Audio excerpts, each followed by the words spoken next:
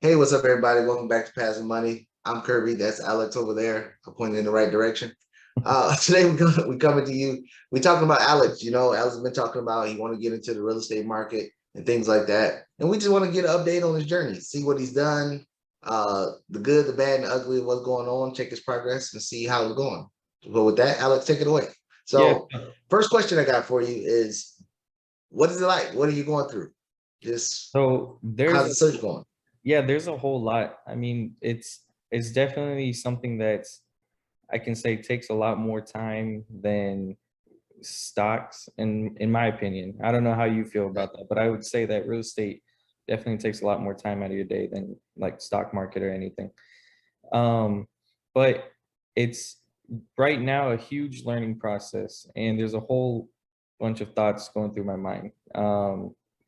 Like as far as uh, you have to one thing I've really learned, especially right now, is it is very capital intensive. Like there are properties where I look at and I have to make that comparison or have those thoughts of, okay, I have different accounts with capital, I have retirement accounts, and I have, my joint brokerage account with my wife.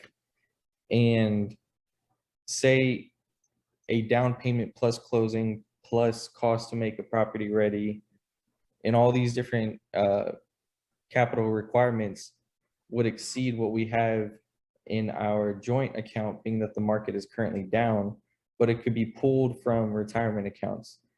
And then the thought of, do you want to pull from retirement accounts while the market's down, plus pay the 10% fee, or do you want to the 10% fee as far as cashing out before retirement? Yeah, the penalty.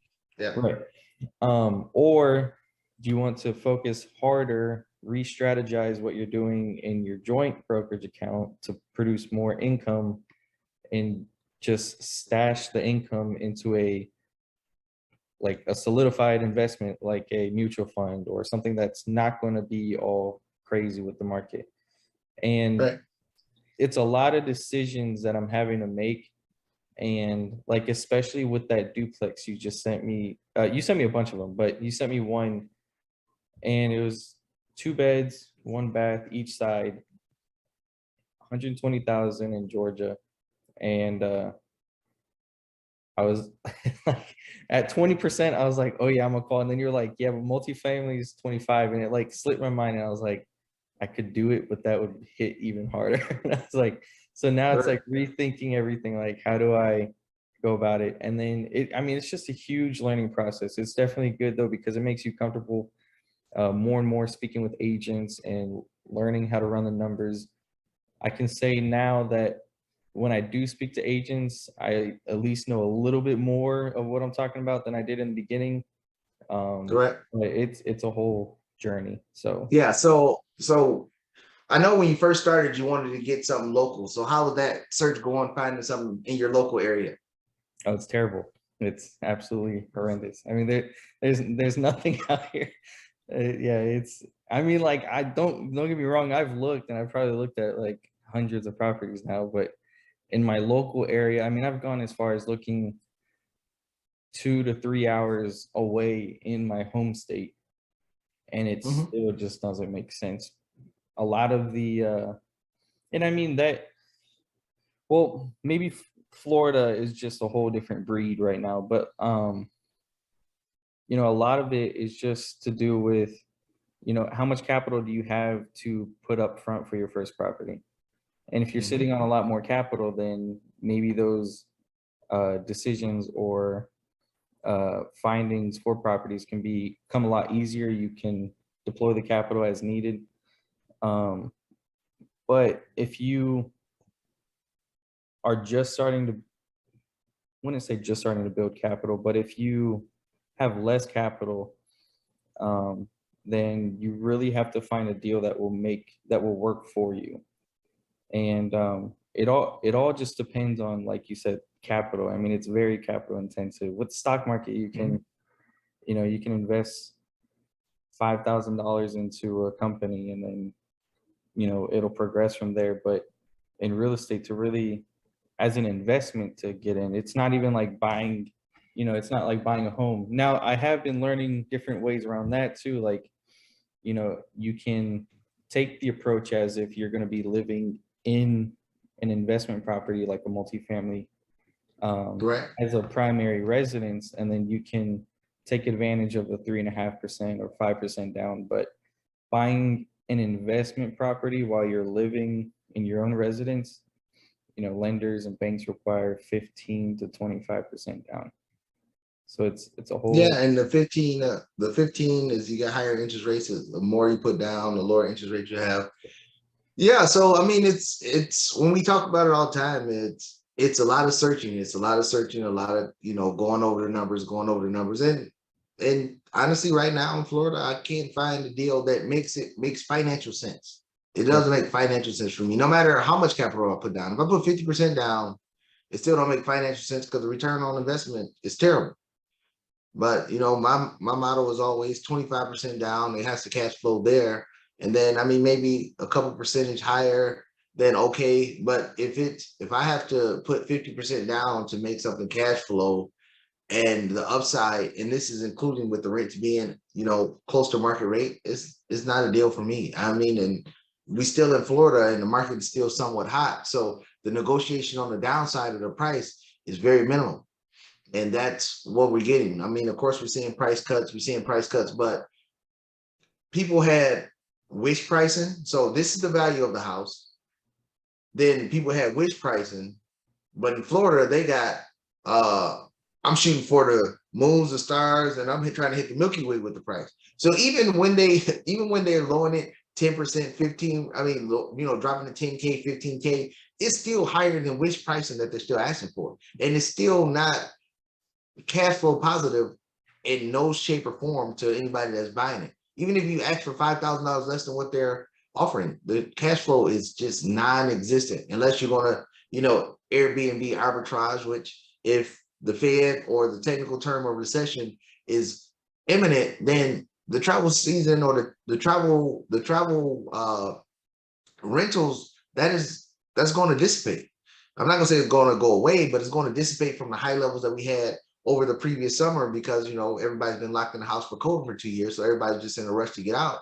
I don't think that's a sustainable model. That I'm wishing for that to happen to be a real estate investor.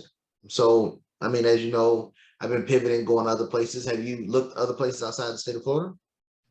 I mean, for as far as Georgia, I have, and I looked a little bit in Alabama, but I have not physically been to Alabama, so that's probably a next trip I'm gonna end up taking so I can see the area and everything. And but yeah, I mean, it's a lot to really consider and a lot of homework when looking at properties. Like you were showing me, don't just run imaginary numbers on a property. You have to actually look at what the rents are going for in that area, even in that zip code. It could just completely vary from the next zip code over. And Right. really look at the condition and look at the rents in the area as far as what do the houses or apartments look like in the area to bring those rents, and then compare it to what you're looking at. So a lot to actually look into. And in Florida, like you said, I mean, I'm seeing homes with termites in them, and they've been vacant for months. But the seller Right. is like so hard on getting that. And I saw a home with like no drywall. It was just like wooden beams inside the house, and they wanted like 120 grand. Like, what the heck? Like, I mean, you Yeah. really gotta go, and it's like there's nothing in Florida. Yeah, and then you gotta, compound that with Florida being a hot market for the corporate entities buying a lot of properties and things like that. So it's making it hard. It's making it harder, especially if you in the single family space. Then you still dealing with the people that's trying to do that last ditch effort to buy a house before the school year starts. And it's a challenge. I mean, and this, people still moving from the high tech states like the New Yorks and the Californias and stuff to Florida because there's no state tax. So it's a lot to battle in this area to deal with, to navigate the system. And I mean, I've been telling you about properties in my neighborhood. They're going for astronomical prices from where they were just at 2 years ago. Right. 2 years ago, this, $200,000 made sense. Now it's at 4.5. The numbers is just went outrageous. But the crazy part is people are still buying. Yeah. I mean, I I mean, saw in a the house. house, No, go ahead. but no, no, no, go ahead.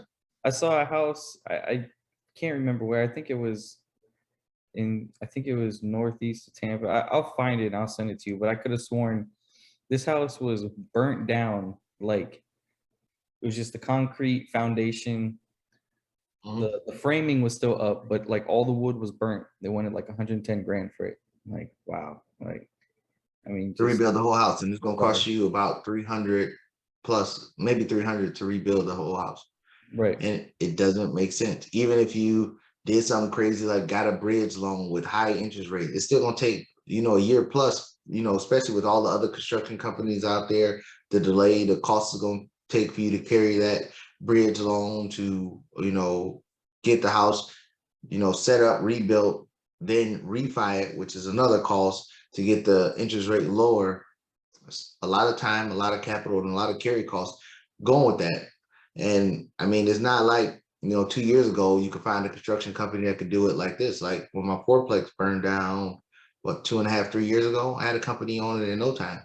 It still took them 8 to 10 months to rebuild it, but good thing it was paid off. But look at the carrying costs on that.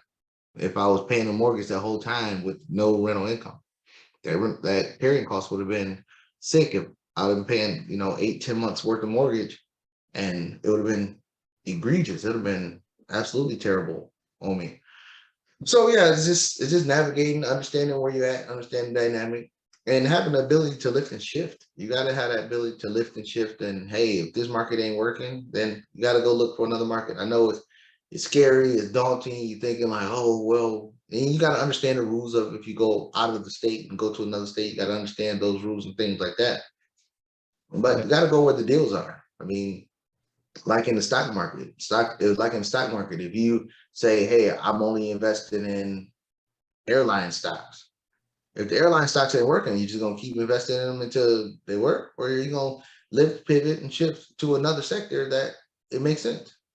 The Yep. smart people will lift and shift. They'll lift and shift and pivot to another sector that works instead of just sitting there throwing the money down the drain in the airline sector. If that's the airline sector is not working, or any sector that you might choose and it's just not working. So that's just gotta have the ability to do that. Yes, it's hard work. I know everybody on social media makes it look so easy. They make it look so easy. And then I know you probably see some videos like, oh, that's all they do. And remember, these people are seasoned.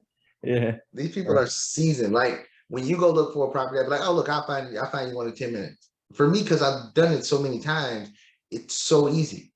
But you add the stress level on there, you put in capital, you got to depend on people and all the stuff. This is a new dynamic for you.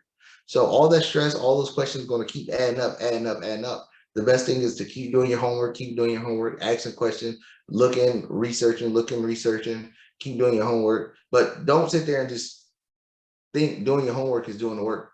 You got to actually go out there and look at neighborhoods. You got to actually go and check different areas. You got to actually call real estate agents and talk the deal up. You can't just sit there behind the computer just running numbers and think you're doing something.